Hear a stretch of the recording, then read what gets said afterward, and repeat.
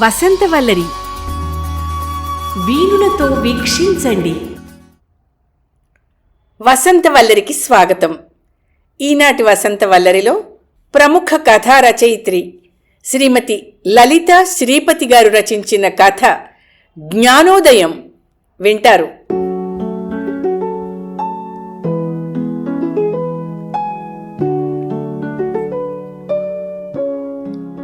అరవిందా, నాకు ఆఫీస్లో ఆలస్యం అవుతోంది. నువ్వు బ్యాంకులో డబ్బులు తీసుకుని కరెంటు బిల్లు, టెలిఫోన్ బిల్లు కట్టకూడదు. విజయ్ ఆఫీస్కి బయలుదేరుతూ అన్నాడు. అబ్బా, మీకెన్నిసార్లు చెప్పానండి, ఏదో ఇంట్లో వండి పడేయమంటే చేస్తాను కానీ ఈ పనులు నా వల్ల కాదు బాబు అంది భర్తకి టిఫిన్ బాక్స్ అందిస్తూ. డిగ్రీ చదివావు, ఎందుకు? సడన్గా నాకేదైనా అయితే నువ్వే ఇబ్బంది పడతావు. నేర్చుకోమంటే నేర్చుకోవు కదా. బయలుదేరేటప్పుడు అలాంటి అశుభం మాటలు వద్దని ఎన్నిసార్లు చెప్పాను మీకు? విజయ్ ప్రభుత్వోద్యోగి, ఇంకా 6 నెలల సర్వీస్ ఉంది. హిమాయత్ నగర్లోని తన ఇంటికి ఆఫీస్ దగ్గరే అయ్యేసరికి కారున్నా స్కూటర్ మీదే వెళ్తాడు. ఆఫీస్ అయిన 15 గంటలో ఇంట్లో ఉంటాడు. విజయ్ అరవిందలకు 2 పిల్లలు. అమ్మాయి ప్రీతి పెళ్ళై అమెరికాలో ఉంటుంది. అబ్బాయి విశాల్, కోడలు అనూహ్య, 2 సాఫ్ట్వేర్ ఉద్యోగస్తులు. కొండాపూర్లో ఫ్లాట్ కొనుక్కుని ఉంటున్నారు. రిటైర్ అయ్యాక కొంతకాలం ప్రీతి దగ్గరికి, ఆ తర్వాత పుణ్యక్షేత్రాలు చూడాలని, ఊటీ, కులు, మనాలి లాంటి హిల్ స్టేషన్స్కి వెళ్లాలని రోజుకొక ప్లాన్ ఇలా వేసుకుంటూ రిటైర్మెంట్కి రోజులు లెక్క పెట్టుకుంటున్నాడు విజయ్. అరవిందకి ఇంటి పట్టు నుండి రకరకాల వంటలు చేయడం, ఇల్లు చక్కగా పెట్టుకోవడం, శనాదివారాలు కొడుకు కోడలు వస్తే వాళ్ళకి ఇష్టమైన వంటలు ప్యాక్ చేసి ఇవ్వడం మహా ఇష్టం.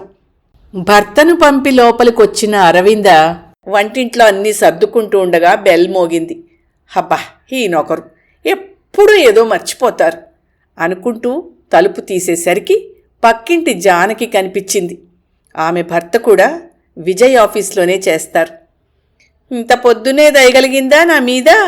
ఉండు, కాఫీ తెస్తాను, నువ్వు కూర్చో అని వెళ్తుంటే, లేదరవిందా, చీర మార్చుకునిరా, మనం బయటికెళ్ళాలి అంది సీరియస్గా జానకి. బయటికా? విజయ్ చెప్పారా నన్ను తీసుకెళ్లి బిల్లులు కట్టించమని? విజయ్కి చిన్న యాక్సిడెంట్ అయిందట, మా వారు ఫోన్ చేశారు, మనం ఆసుపత్రికి వెళ్ళాలి అన్న జానకి మాటలకి కూలబడింది అరవింద. అరవిందని తీసుకుని ఆసుపత్రికి వెళ్ళేసరికి విశాల్, అనూహ్య ఏడుస్తూ చుట్టుకుపోయారు. అంతే, అరవిందకి స్పృహ తప్పిపోయింది. స్పృహ వచ్చాక మతిపోయినట్టయింది. కార్యక్రమాలయ్యాక రావాల్సిన డబ్బుల కోసం, కట్టవలసిన బిల్లుల కోసం, ఇన్సూరెన్సు, క్రెడిట్ కార్డు, అకౌంట్లు, ఇలా విశాల్ ఏ వివరాలు అడిగినా అరవింద సమాధానం ఒక్కటే, నాకేమీ తెలీదు అని. ప్రీతి కోప్పడితే అనూహ్య విసుక్కుంది. డిగ్రీ వరకు చదివి ఏం లాభం? ఇవాళ రేపు అందరూ అన్నీ తెలుసుకోవాలి. నిజమే, విజయ్ ఎన్నిసార్లు చెప్పినా మూర్ఖంగా నాకు అవసరం లేదు బాబు అని తీసిపారేసింది. ఇక్కడే ఉంటే కోలుకోవడం కష్టమని ప్రీతి తల్లిని 6 నెలల పాటు అమెరికా తీసుకెళ్తానని అన్ని ఏర్పాట్లు చేసి తీసుకెళ్ళింది. రకరకాల పనులకి చాలా అవసరమవుతుందని చెప్పి అరవింద దగ్గర నుంచి పవర్ ఆఫ్ అటార్నీ తీసుకున్నాడు విశాల్. ఇల్లు తాళం వేసి జానకి తాళం చెవులిచ్చి మధ్య మధ్యలో శుభ్రం చేయించమని చెప్పి మరీ వెళ్ళింది అరవింద.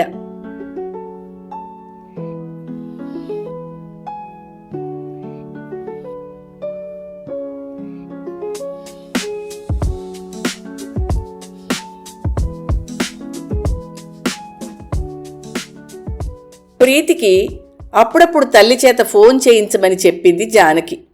అరవింద వెళ్ళిన మొదట్లో 1-2 సార్లు ఫోన్ చేసింది అంతే. 4 నెలలు పూర్తి కాకుండానే వచ్చేస్తున్న తల్లిని తీసుకురావడానికి ఎయిర్పోర్టుకి వెళ్ళాడు విశాల్. విమానం దిగిన అరవిందకి కొడుకు విశాల్ని చూడగానే ప్రేమ ముంచుకొచ్చింది. ఎలా ఉన్నావు నాన్నా? అనూహ్య రాలేదే? ఎలా ఉంది తను అంటూ కొడుకు చుట్టూ చేతులు వేసింది. అందరం బాగున్నామమ్మా, ప్రయాణం బాగా జరిగిందా అని లగేజ్ తీసుకుని కారులో పెట్టి తల్లి ఎక్కగానే కార్ స్టార్ట్ చేశాడు. 4 నెలల తర్వాత తన ఊళ్ళో అడుగుపెట్టడంతో ఆ ఊరిని కళ్ళనిండా చూసుకుంటోంది అరవింద. కారు ఆగేసరికి చుట్టూతా చూసి, ఇదేమిటి ఇక్కడికొచ్చాం అంది. ఆ ఏరియా హిమాయత్ నగర్ కాదు, కొండాపూర్ కూడా కాదు. ఇది అత్తాపూర్ అమ్మా. మా ఫ్రెండ్ ఫ్లాట్ ఉంది ఇక్కడ. మన ఇంటికి రిపేర్ చేయించి రంగులు వేయిస్తున్నాను. అక్కడికి వెళ్ళడానికి టైం పడుతుంది అన్నాడు ముక్తసరిగా. అలా అయితే కొండాపూర్ వెళ్ళేవాళ్ళంగా. నువ్వింకా 2 నెలల తర్వాత వస్తామనుకున్నావు. ఏదో ముఖ్యమైన పని మీద మా బావమరిది భార్య ఇప్పుడు మా ఇంట్లోనే ఉన్నారు. సడన్గా వాళ్ళని వెళ్ళిపోమంటే బాగుండదు కదా. వాళ్ళుంటే నీకు ఫ్రీగా ఉండదు. అందుకే హిమాయత్ నగర్ నుంచి సామాన్లు ఇక్కడికి తెచ్చాం. నీకు వంట సామాను, కూరలు అన్నీ ఉన్నాయి ఇక్కడ. నేను ఆఫీస్కి వెళ్తున్నాను. నీకేమైనా కావాలంటే ఫోన్ చేయమ్మా, తెస్తాను. ఇదిగో నీ ఫోన్ తీసుకో. అలాగే ఈ డబ్బులు కూడా ఉంచు అని ఓ 5,000 చేతిలో పెట్టి మారు మాట లేకుండా వెళ్ళిపోయాడు విశాల్. హతాశురాలయ్యింది అరవింద. అటు తమ ఇంటికి కాక, కొడుకింటికి కాక, ఎప్పుడూ చూడని ఏరియాలో తనని పెట్టాడు. ఇప్పుడే కదా విమానం దిగింది. కనీసం ఇంటికి తీసుకెళ్లి ఓ 2 రోజుల తర్వాత ఏర్పాటు చేయడం కూడా కాదు. అసలేమైంది? ఏం జరుగుతోందబ్బా? ప్రీతి తండ్రి ఆఫీస్ నుంచి రావాల్సిన డబ్బుల గురించి అడిగితే రాలేదని చెప్పాడు. పెన్షన్ కూడా ఇంకా సెటిల్ అవ్వలేదన్నాడు విశాల్. ఆలోచనల్లో లోపలికి వెళ్ళి తన సూట్ కేసులోంచే బట్టలు తీసుకుని స్నానం చేసొచ్చింది. ఫ్రిడ్జ్ తెరిచి చూస్తే పాల ప్యాకెట్లు, పెరుగు ప్యాకెట్టు, కూరలు కనిపించాయి. కొన్ని సరుకుల ప్యాకెట్లు ఉన్నాయి. ఏమిటి ఈ జీవితం? ఏమవుతోంది అసలు? విజయ్ ఉన్నన్ని రోజులు తండ్రితో గట్టిగా మాట్లాడడానికి భయపడే విషయాలు ఇప్పుడు ఇలా చేశాడేమిటి? 6 నెలలు అమెరికాలో ఉందామనుకున్న తను జానకి ఫోన్తో ముందే వచ్చేసింది. ఇలా ఆలోచిస్తూ ఉండగా తన హ్యాండ్ బ్యాగ్లో అమెరికా ఫోన్ మోగింది. అమ్మా, ఏంటమ్మా నీ ఫోన్ రాలేదు? ఎంత కంగారు పడుతున్నావో తెలుసా? విశాల్కి చేస్తే అమ్మ చేరింది అన్నాడు అంటూ మాట్లాడింది ప్రీతి. జరిగిందంతా చెప్పింది అరవింద.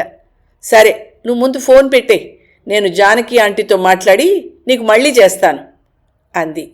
అన్నట్టుగా ఒక అరగంటకి ఫోన్ చేసి తల్లికి ఏం చెయ్యాలో చెప్పింది.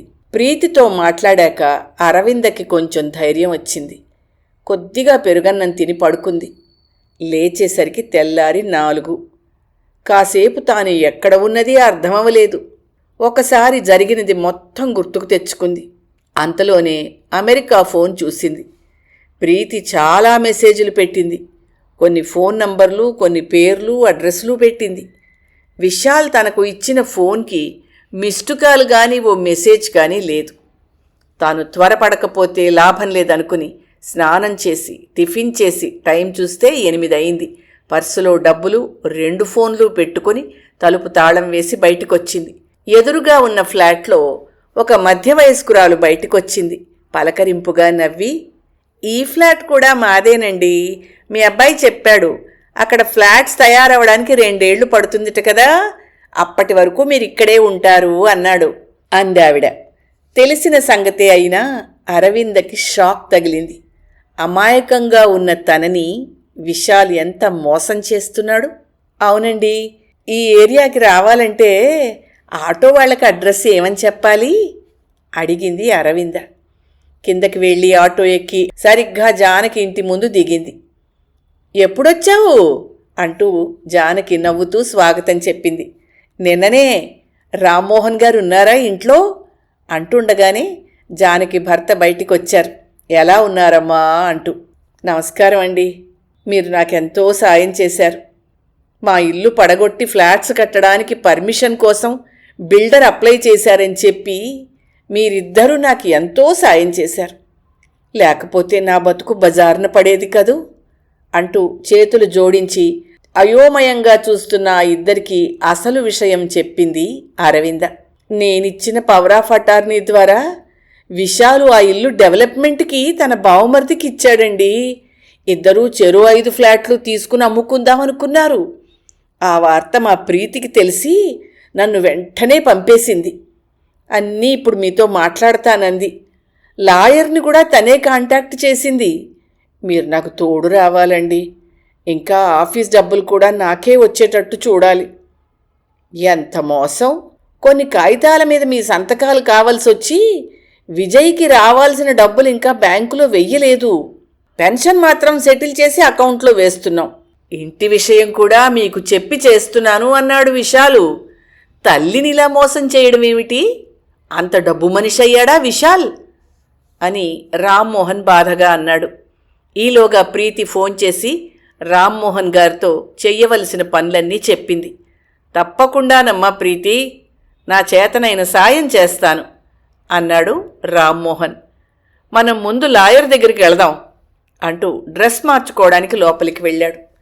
ఇక్కడికొచ్చాయి అరవిందా, ఒక్కదానివి ఏముంటావు ఆ తెలియని స్థలంలో ఆదరంగా అంది జానకి. లేదు జానకి, మా విషయాలు నేను వాణ్ణి పూర్తిగా నమ్మాననే అనుకోవాలి.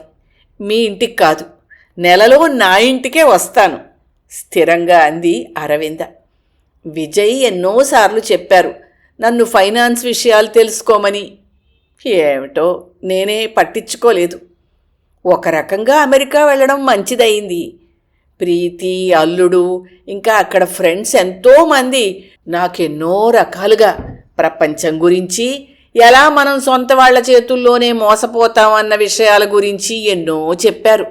Bank, ATM card, credit card వాడడం, ఫోన్తో డబ్బులు ఎలా తీసుకోవాలి అన్నవి అన్నీ ప్రీతి నేర్పించింది. ఆ జ్ఞానంతో నా ఇంటిని నేను దక్కించుకుంటాను అని ధైర్యంగా అంది అరవింద. రామ్మోహన్తో కలిసి ముందుగా లాయర్ గారి దగ్గరికి, తర్వాత విజయ్ ఆఫీస్కి, బ్యాంకుకి వెళ్ళి అంతకుముందిచ్చిన పవర్ ఆఫ్ అటార్నీ చెల్లదని, రావలసిన పైకం తన ఖాతాలోనే వెయ్యాలని ఎక్కడికక్కడ అవసరమైన అర్జీలు ఇచ్చి వచ్చింది. బ్యాంకులో ఉన్న డబ్బులు తీసుకుని మునుపున్న ఏటీఎం కార్డు క్యాన్సిల్ చేసి కొత్తది తీసుకుంది. అమెరికా నుంచి తెచ్చిన ఫోన్కి కొత్త నంబరు తీసుకుంది. అలాగే మరోసారి లాయర్ గారి దగ్గరికి వెళ్ళి ఇల్లు స్వాధీనానికి కావలసిన ఏర్పాటు చేశారు. అదృష్టవశాత్తు మంచి రోజులు లేవని ఇల్లింకా పడగొట్టలేదు. చుట్టూ ప్లాస్టిక్ షీట్స్ వేసి ఉంచారు. సాయంత్రం మళ్ళీ విశాల్ ఏర్పాటు చేసిన ఫ్లాట్కే వెళ్ళింది అరవింద. తల్లి తెగ ఫోన్లు చేసి విసిగిస్తుందనుకున్న విశాల్ ఒక్క ఫోన్ కూడా ఆవిడ వద్ద నుండి రాకపోవడంతో ఆవిడున్న ఫ్లాట్కొచ్చాడు విశాల్. ఏమీ ఎరగనట్టు మామూలుగానే పలకరించింది. టీ తాగుతావా విశాల్?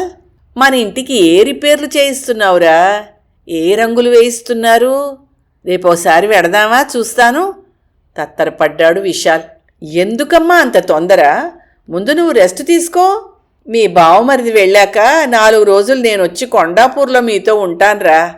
నాకిక్కడ కొత్త కదా, భయంగా ఉంది. తల్లి అమాయకపు మొహం చూసి జాలేసింది విశాల్కి. కానీ ఫ్లాట్స్ అమ్మితే వచ్చే డబ్బు గుర్తొచ్చి, వాళ్ళేదో పెద్ద పని మీద వచ్చారమ్మా, ఇంకో ఇల్లు తీసుకుని గాని వెళ్లరు. అప్పుడొద్దు గాని, నేను వెళ్తానమ్మా ఇంకా.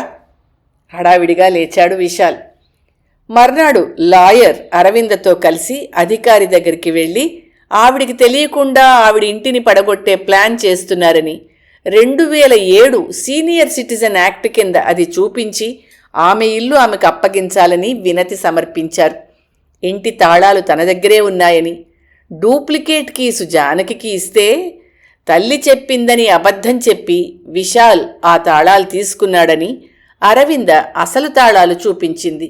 అన్నీ వివరంగా చూసి ఏ చర్య తీసుకునేది చెప్తామని 1 వారం తర్వాత రమ్మని ఆ ఆఫీసర్ చెప్పారు.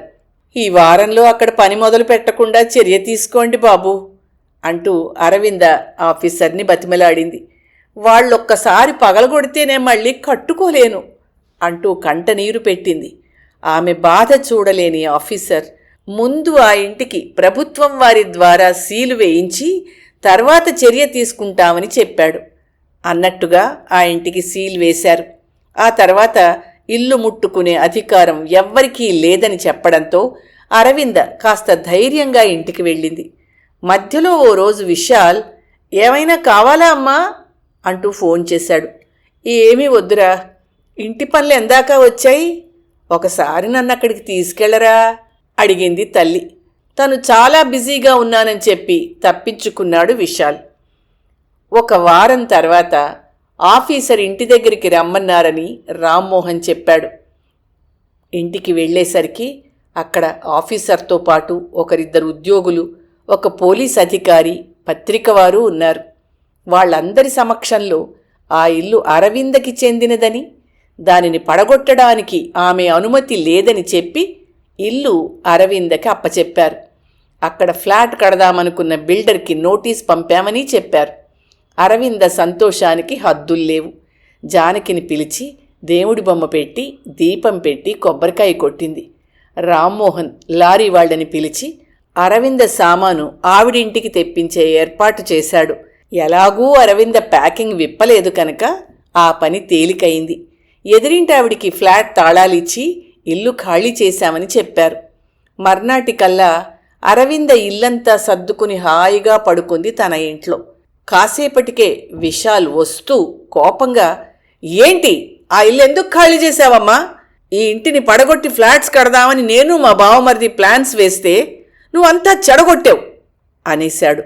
నువ్వెవడివిరా ప్లాన్లు వేయడానికి? ఇది నా ఇల్లు. మీ నాన్న నా పేరు మీద వీలు రాశారు. ఇప్పుడు నా ఇష్టం. ఇది ఉంచుకున్నా అమ్ముకున్నా నా ఇష్ట ప్రకారమే చెయ్యాలి. నాకు నీ సాయం వద్దురా, నీ డబ్బు వద్దు. నేనన్నీ సెటిల్ చేసుకున్నానులే. నా అకౌంట్ ఆపరేట్ చేయడానికి నీకు అధికారం లేదు. నీ దగ్గరున్న ఏ కార్డు ఇప్పుడు పనిచెయ్యదు. నాకు రావాల్సిన డబ్బులన్నీ నా అకౌంట్లో పడతాయి. కాళికాదేవిలా అరుస్తున్న తల్లిని చూసి నివ్వెరపోయాడు విశాల్. అబ్బో, చాలా తెలివి తెచ్చుకున్నవే. ప్రీతి నేర్పించిందా ఇవన్నీ? ఇల్లు కాజేయడానికి ప్లాన్ వేస్తోందన్నమాట, ఉక్రోషంగా అన్నాడు. ఏమిటోరా, మీ నాన్న ఎన్నిసార్లు చెప్పినా తెలుసుకోనందుకు ఇంత అనుభవించాల్సి వచ్చింది. అవునులే, ఇప్పుడు తెలివి తెచ్చుకున్నాను. నాకు కాస్త జ్ఞానోదయం అయింది. నాకిప్పుడు అన్నీ తెలుసురా.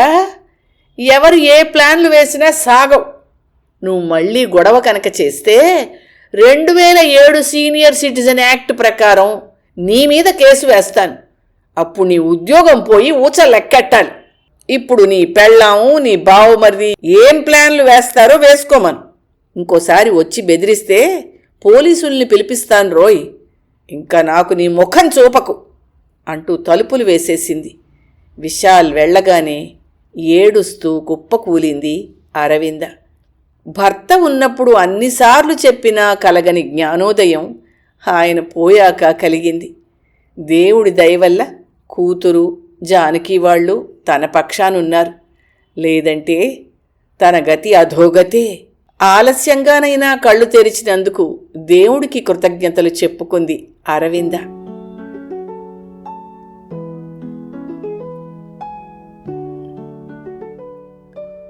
వసంతవల్లరిలో ప్రముఖ కథా రచయిత్రి శ్రీమతి లలితా శ్రీపతి గారు రచించిన కథ జ్ఞానోదయం విన్నారు.